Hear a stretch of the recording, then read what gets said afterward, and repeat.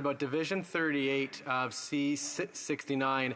It's where they've put in some amendments to the Immigration and Refugee Protection Act with respect to sending detained immigrants to federal penitentiaries.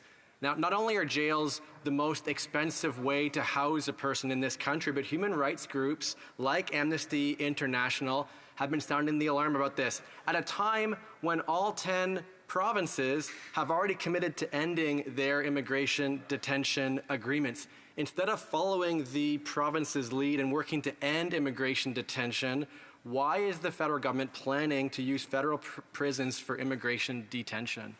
The Honourable Government Deputy House Leader.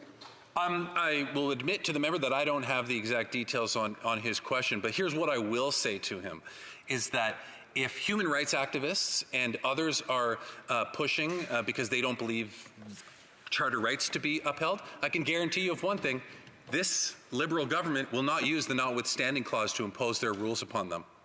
And this is exactly the rhetoric that we're hearing from the Conservative leader. He's basically saying, if I don't like the policy or the law, if I don't like the way that the courts want to treat my policy or law because they're unconstitutional, I'll just use the notwithstanding clause, and then I'll still get my law.